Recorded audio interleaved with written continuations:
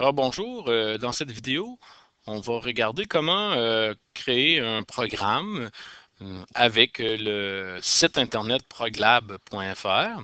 Le programme que nous allons effectuer va nous permettre de comprendre comment créer une variable.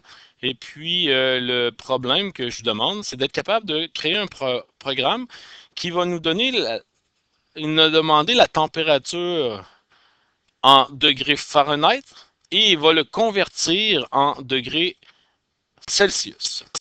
Alors, comment on va programmer cet élément? Nous allons avoir besoin de la formule suivante. Alors, si on lui donne un degré en Fahrenheit, donc on lui donne 32 Fahrenheit, la formule sera le Fahrenheit moins 32 multiplié par 5 neuvièmes, ce qui va nous donner la réponse en Celsius. Alors, on va avoir besoin de cette formule. Nous allons ouvrir le logiciel Proglab et la première chose, on va définir une variable qu'on va appeler température, donc T, et de type nombre. Et alors, nous allons avoir le besoin de ce premier variable. Ensuite, après avoir nommé la variable, on est prêt à créer notre programme. On va lui demander d'afficher. Alors, la première entrée, on va afficher. Alors, quel est le quel est le degré en Fahrenheit.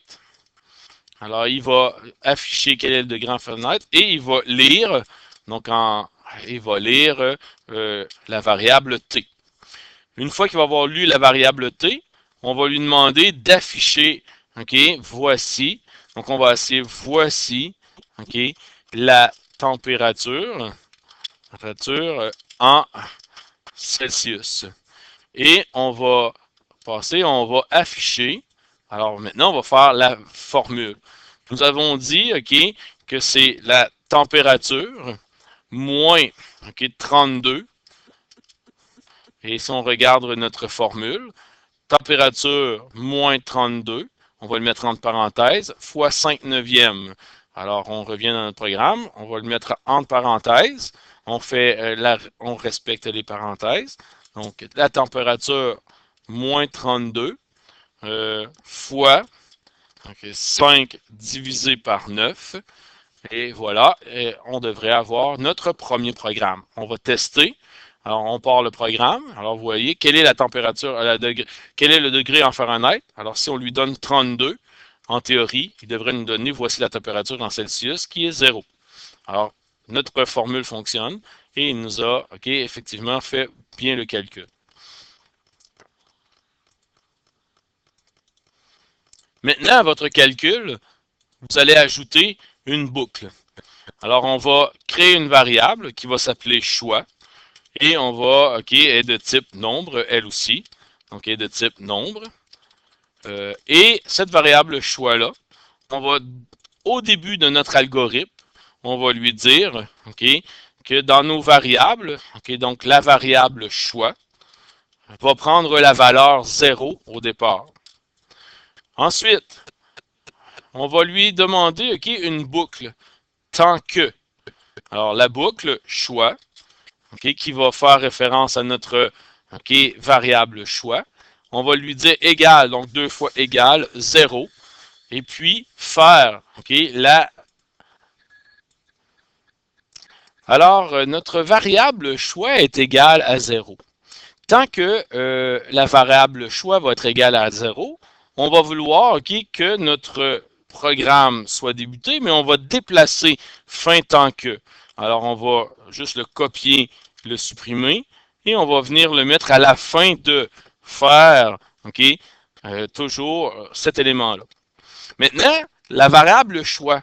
Avant, de sortir de la boucle, on va venir créer ici une autre phrase. Et cette phrase-là, ça va être une entrée qu'on va lui demander. On va lui afficher le message « Voulez-vous, dans le fond, continuer? » Donc, voulez-vous continuer?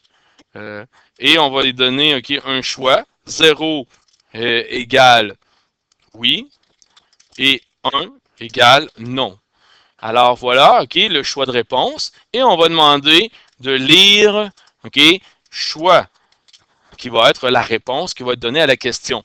Alors, si choix est égal à 0, donc il va recontinuer notre boucle et afficher en degrés. On va pouvoir lui faire un autre calcul. Si nous avons 1, alors il va sortir et à la sortie, on va lui demander donc fin tant que et il va venir afficher merci, à la prochaine par exemple. Donc merci, à la prochaine. Donc voilà la construction de notre boucle. Et on va faire un test pour voir si tout est fonctionnel. Je lance le test. Alors quel est le degré en Fahrenheit? 32 Fahrenheit. Alors voici la température en degrés Celsius est 0. Voulez-vous continuer? Donc 0, oui. Donc quel est le degré Fahrenheit? On va lui dire 33. Donc il me dit voici la température. Oups, c'est 0,5 degrés. Et voulez-vous continuer? Donc on va dire 1 pour non. Et voilà. Merci. À la prochaine, il a sorti de la boucle.